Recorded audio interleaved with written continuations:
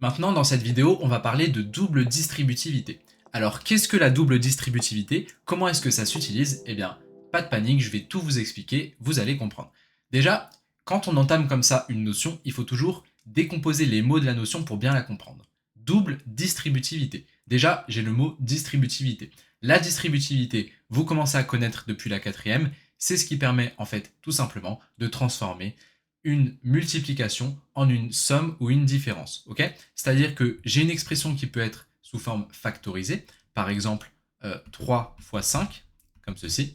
Eh bien, 3 fois 5, c'est une multiplication, vous êtes d'accord? Eh bien, je peux transformer ça sous la forme d'une somme ou d'une différence. Par exemple, je peux dire que c'est égal à 12 plus 3. Ok? 3 fois 5, ça fait 15. 12 plus 3, ça fait 15. A priori ici, j'ai transformé une multiplication en une somme, d'accord? C'est bien le même résultat.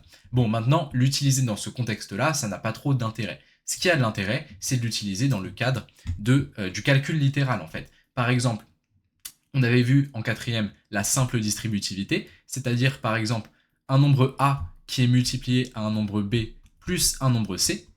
Eh bien, ici, déjà, il faut comprendre qu'on a une expression qui est sous forme factorisée, c'est une multiplication. Petite question d'ailleurs, comment est-ce que je sais que c'est une multiplication? Parce que certes, j'ai un fois ici, mais j'ai également un plus dans la parenthèse. Pourquoi c'est une multiplication cette expression et pas une addition? Eh bien, dans une expression, pour savoir quel est le signe qui détermine l'opération en question, eh bien c'est la dernière opération qui est effectuée quand vous résolvez ce calcul. Par exemple, a fois entre parenthèses b plus c. Vous êtes d'accord que si je remplace par des valeurs, par exemple 5 fois entre parenthèses 2 plus 3, eh bien pour résoudre ça, je dois d'abord effectuer ce qu'il y a dans la parenthèse, c'est ce qui est prioritaire. Du coup, je dois d'abord effectuer 2 plus 3. 2 plus 3, ça fait 5. J'ai donc 5 fois 5 qui est égal à 25, comme ceci. Vous voyez? Eh bien ici du coup, qu'est-ce que j'ai fait? Eh bien j'ai résolu du coup cette expression et on voit que la dernière opération que j'ai effectuée, c'est une multiplication. C'est la multiplication qui est juste ici. Eh bien comme c'est la dernière opération que j'ai effectuée, ça signifie que ici, cet enchaînement d'opérations qui comprend donc une multiplication et une addition, eh bien cet enchaînement total, c'est une multiplication, ok? C'est donc une expression sous forme factorisée. Eh bien, développer une expression, la distributivité, ça consiste à faire passer cette expression sous forme factoriser cette multiplication en une expression d'une addition ou d'une soustraction, c'est-à-dire que c'est une expression où la dernière opération qui s'effectuera sera une addition ou une soustraction.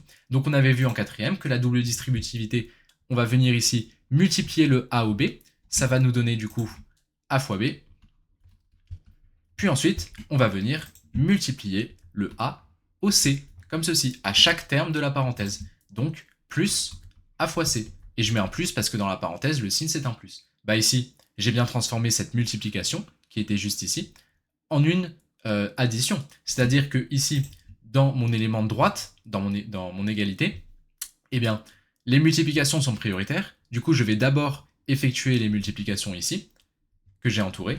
Du coup, par exemple, on peut imaginer que a fois b, ça me donne un résultat que je vais appeler d, un nombre d, plus a fois c, on peut imaginer que ça donne un résultat que je vais appeler e.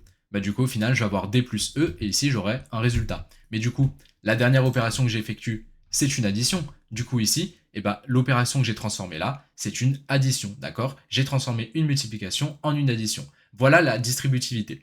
Alors ici, je vous ai rappelé la simple distributivité qu'on avait vue en quatrième. Maintenant, il faut bien sûr qu'on mentionne la double distributivité, c'est l'objet de cette vidéo. Donc comment est-ce qu'on va s'y prendre? Eh bien, la double distributivité déjà, qu'est-ce que c'est? C'est extrêmement simple. La simple distributivité, j'ai un nombre qui est multiplié à une parenthèse, avec dans la parenthèse une somme ou une différence. La double distributivité, c'est exactement la même chose, sauf que mon nombre qui est devant, eh bien, ça n'est pas juste un nombre simplement, c'est une autre parenthèse à part entière. Par exemple, a plus b, donc ça c'est mon ancien nombre qui était petit a, c'est devenu une parenthèse à part entière, a plus b, multiplié du coup à une autre parenthèse, c plus d. Et ça se lit, a plus b facteur de c plus d. Voilà ici le cas où je peux utiliser ma double distributivité, d'accord? Donc finalement ici, qu'est-ce qui s'est passé? Eh bien mon nombre a, il s'est transformé ici, vous voyez, en une parenthèse, comme ceci, ok?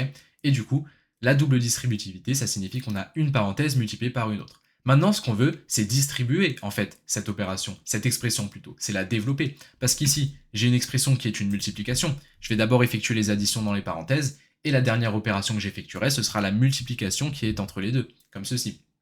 Eh bien, pour venir développer ça, Pour la simple distributivité, on avait vu que le nombre A vient se multiplier à chaque élément de la parenthèse, à chaque terme, donc d'abord au nombre B, puis au nombre C. Eh bien, pour la double distributivité, c'est exactement la même chose, à une petite exception près, c'est que je ne vais pas avoir qu'un seul nombre qui va venir se multiplier au terme de ma deuxième parenthèse, mais je vais avoir l'ensemble des nombres de ma première parenthèse. C'est-à-dire qu'ici, au lieu d'avoir juste un petit a devant la deuxième parenthèse, pardon, eh bien j'ai en soi deux nombres. J'ai un petit a additionné à un petit b. Eh bien ces deux nombres vont venir à tour de rôle se multiplier à chaque élément de la parenthèse de droite. Par exemple, mon petit a, il va venir se multiplier au petit c, puis ensuite il va venir se multiplier au petit d, donc ça c'est comme ce qu'on avait vu dans la simple distributivité, le petit a se multiplie à chaque élément de la deuxième parenthèse, et ensuite mon petit b qui est en dessous, et bien le petit b il va également ensuite venir se multiplier au petit c, après que le petit a ait fini ses multiplications,